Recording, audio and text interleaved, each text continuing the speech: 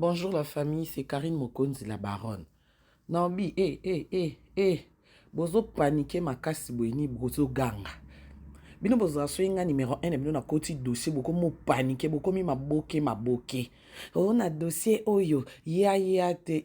arrêtez. Oh numéro 1 mto loba. Na dossier mto bengi sanga zate dossier nyonso ya réseaux sociaux na okota na nko. Wa moni ki amwasi na mabele mibale. Aya kangisa munoko oyepe yana ndako nango fininga munoko wa Karine koluba te siko lokola boya na ndako nanga te bo fininga munoko ndeka boloba na réseaux sociaux na koti dossier ope na vandiawa pona kolala na lali na dossier Gez Mawete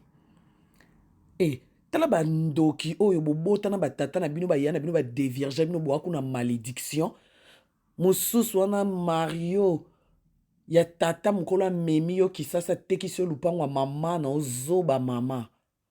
na age noa ki otekisi yo lupango mama oza jeune fille yo mo soko mi mama oso sumbi bana soko sumbi mwana me malgré na mwana no ba ki otekisi yo lupango mama bino ba gigole oti na suka bokoma binemi na mama na o se retrouver na HLM yo ofungola munoko po na dossier oyo carrière a Gez Mawete kufi bino si bomona carrière mute kufa po na partous carrière moto si boke ekufi pona partous bazoba bobi partous na elaksini ti boloba carrière ekufi bobi partous elaksini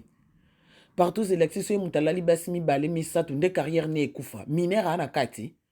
minere aza na kati bata maboma et puis nga na zui dossier na maboko bino bofungola mbanga dans ces dossiers Karina ya te botinda Karine te ya babanga pe moninga mwasi bongo te mais c'est trop tard je vous informe